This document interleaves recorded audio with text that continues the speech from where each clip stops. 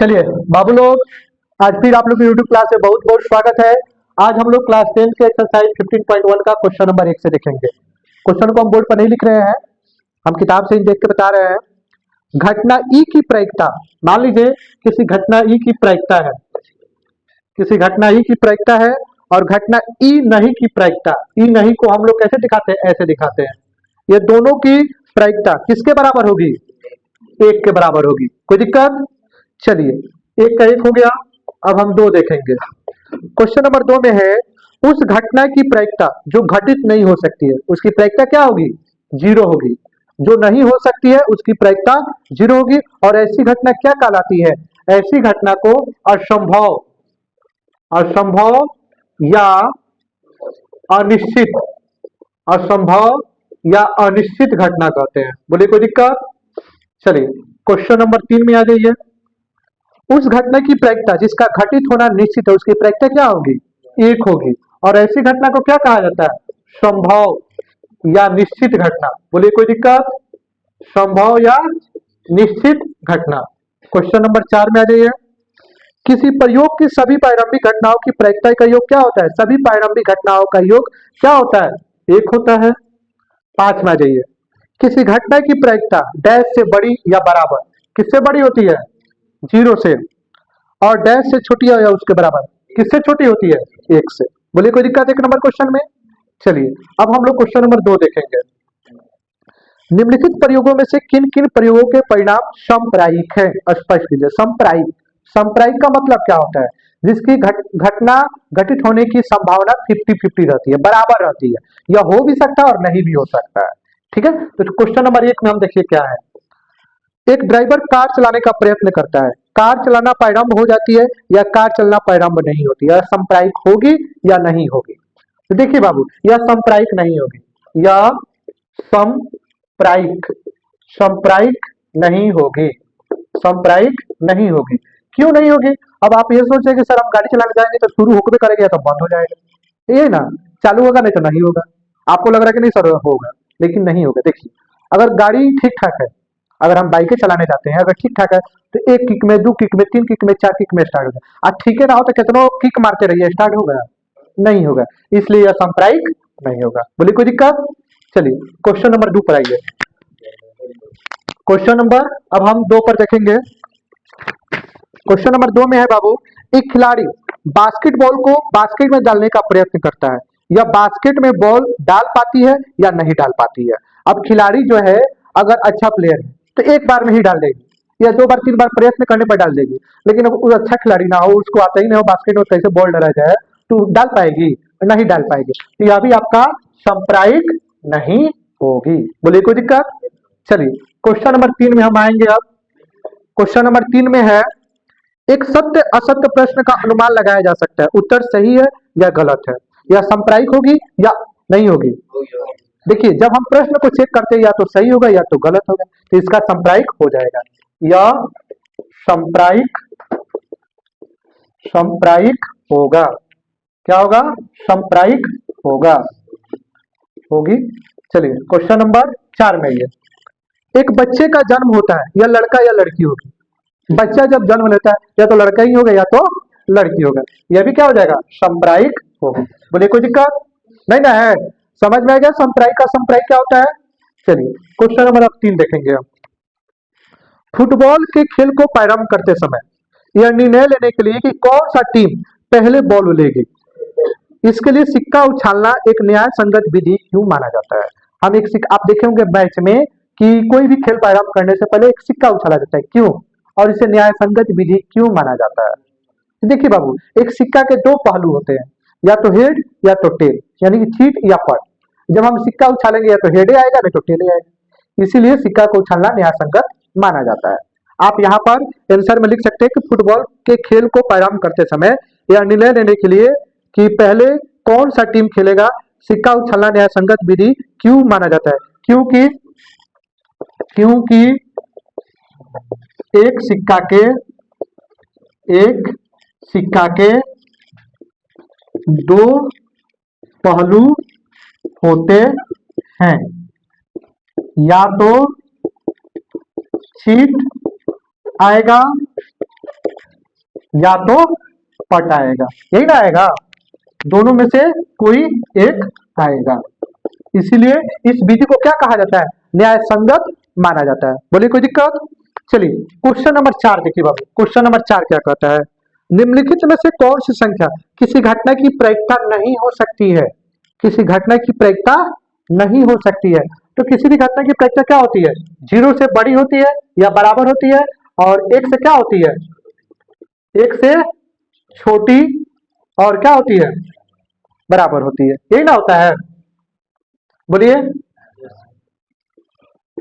चलिए तो अब देखिए यहाँ पे, इसमें आप बताइए, ऑप्शन 4 को दिया गया है, यहाँ 4 को ऑप्शन है, बताइए कौन सा इसमें नहीं होगा। ऑप्शन 2/3 है, बी में आपका है -1.5, सी में है आपका 15%, और डी में है आपका 0.7। तो सीधी सी बात हम आप लोग को बता दें कि कभी भी कोई भी प्रायिकता माइनस में तो जाता ही नहीं है, माइनस में आपका जाएगा ही नहीं। तो सीधी सी बात है, आपका ऑप्शन बी सही हो जाएगा। अब कहेंगे सर 3 को भी समझा दीजिए। तो इसको देखिए, 3 को अगर हम 2 से भाग कर ले, 3 को अगर हम 2 से भाग कर ले, 0 6 क्या हो जाएगा, 18 आ गया, 0 से बड़ा, 0 से बड़ा आ गया, ठीक है। और इसका कर ले 15/100, तो ये आपका हो जाएगा 015, 0 से बड़ा और 1 से छोटा है। अगर इसका बात कर ले तो 0 से बड़ा है और 1 से क्या है, यह आपका छोटा है, यानी कि यही वाला ऑप्शन जो है इसकी प्रायिकता नहीं होगी। बोलिए कोई दिक्कत नहीं ना है। अब हम लोग क्वेश्चन नंबर 5 देख लेते हैं। क्वेश्चन नंबर 5 यहाँ पर दिया गया है, पीई बराबर है 0.05 के, तो बताइए पीई डैश का क्या होगा। तो बाबू हम जानते हैं, चूंकि PE plus P dash equal to 1, यही ना होता है। इसका मान क्या दिया है बाबू, 0.05, और इसका मान निकालना है पी डैश का इक्वल टू 1। तो हम यहाँ पर लिख देंगे P dash equal to 1 minus, plus में इधर आके क्या हो जाएगा, माइनस में, और हम इसको घटा देंगे तो हमारा आंसर आ जाएगा। एक में से हमको क्या करना है, घटाना है 0.05, दशमलव बाद 2 को संख्या थी, इसमें भी दशमलव बाद 2 को संख्या लगा दीजिए, घटा लीजिए 0.05, या 5 आ जाएगा, या आपका 9.0, यानी इसका आंसर आ जाएगा 0.95। बोले कोई दिक्कत। चलिए आप लोग इसका स्क्रीनशॉट ले लीजिए, उसके आगे देखा जाता है। चलिए बाबू अब हम लोग क्वेश्चन नंबर 6 देखेंगे। देखिए बहुत ही अच्छा क्वेश्चन है, एक थैले में केवल नींबू की महक वाली मीठी गोलियां, ध्यान रखिएगा, नींबू की महक वाली, इसमें जो गोलियां डाली गई है नींबू की महक वाली है। मालिनी बिना थैले में झाके उसमें एक गोली निकालती है, इसकी क्या प्रायिकता होगी कि वह निकाली गई गोलियां। 2 को क्वेश्चन दिया गया है। पहला क्वेश्चन है 6 का कि संतरे की महक वाली होगी। भाई आपका जो गोली है थैला में डाला गया है वह सिर्फ नींबू की महक वाली है, क्या है, नींबू की महक वाली है, तो उसमें से संतरे की महक वाली गोली निकल सकती है, नहीं निकल सकती है। तो इसकी प्रायिकता क्या होगी, इसकी प्रायिकता होगी 0। बोलिए कोई दिक्कत। क्वेश्चन नंबर 2 है नींबू की महक वाली गोलियां, तो भाई थैले में नींबू की महक वाली ही गोलियां है, तो इसकी प्रायिकता क्या होगी, 1 होगी, इसकी प्रायिकता क्या होगी, 1 होगी। बोलिए कोई दिक्कत। चलिए क्वेश्चन नंबर 7 में आइए। क्वेश्चन नंबर 7 में है कि दिया गया है 3 विद्यार्थियों के एक समूह में से विद्यार्थियों के जन्मदिन एक ही दिन न होने की प्रायिकता, न होने की प्रायिकता, विद्यार्थियों की जन्म न होने की प्रायिकता दिया गया है, न होने की प्रायिकता, न होने की प्रायिकता क्या दी गई है, 0.992। तो क्वेश्चन कह रहा है कि इसकी क्या प्रायिकता होगी कि 2 विद्यार्थियों का जन्मदिन एक ही दिन है। तो आपसे क्वेश्चन पूछा जा रहा है जन्मदिन एक ही दिन की प्रायिकता क्या होगी। तो हम जानते हैं चूंकि पीई प्लस पीई डैश बराबर 1, यानी किसी घटना का होना और किसी घटना का न होना किसके बराबर होता है, 1 के बराबर होता है। तो न होने की प्रायिकता दी गई है 0.992, और इसकी नहीं दी गई है, इसको छोड़ दीजिए, इक्वल टू 1 कर लीजिए, P E equal to 1 minus 0.992 P E. अब देखिए बाबू 1 में से इसको कैसे घटाएंगे, तो देखिए बाबू 1 दशमलव बाद कई गो संख्या है, 3 गो, 1 2 3, यहाँ पर 3 को लगा दीजिए, 1 2 3, अब घटा लीजिए, आप आराम से सज गया। अब घटा दीजिए, 8 आ जाएगा, इधर 1 चला गया 0 0 0, यानी कि ये आ जाएगा 0.008। बोलिए कोई दिक्कत। बच्चों को इसी में कंफ्यूजन आता है कि 1 में से कैसे घटा है, तो ध्यान रखिएगा दशमलव बाद जो संख्या है वो बैठा दीजिए ना, दशमलव आप कितनों जीरो लगाइए, कोई दिक्कत नहीं है। बोले कोई दिक्कत। चलिए अब हम क्वेश्चन नंबर 8 देखेंगे।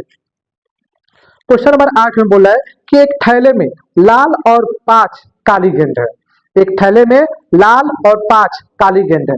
यहाँ पर लिख देंगे कुल परिणामों की संख्या। क्या लिखेंगे?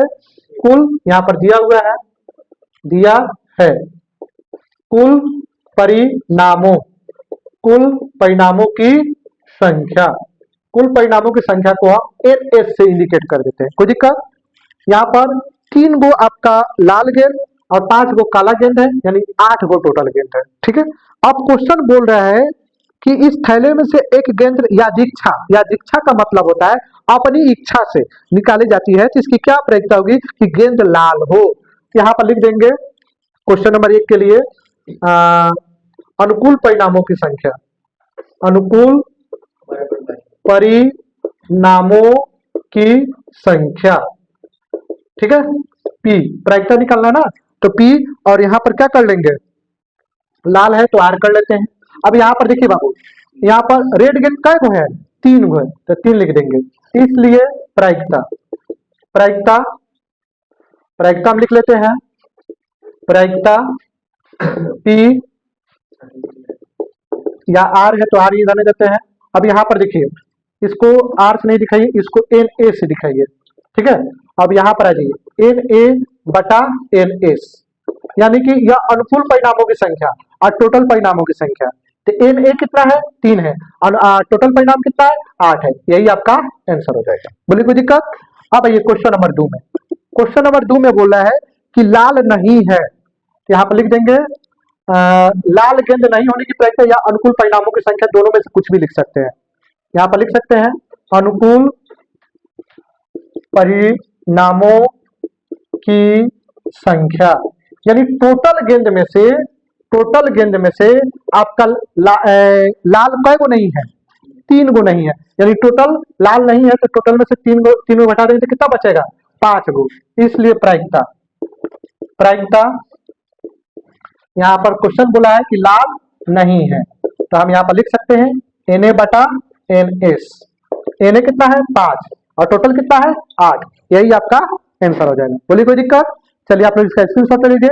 वीडियो अच्छा लगा हो तो लाइक शेयर और सब्सक्राइब कीजिए। बहुत बहुत धन्यवाद।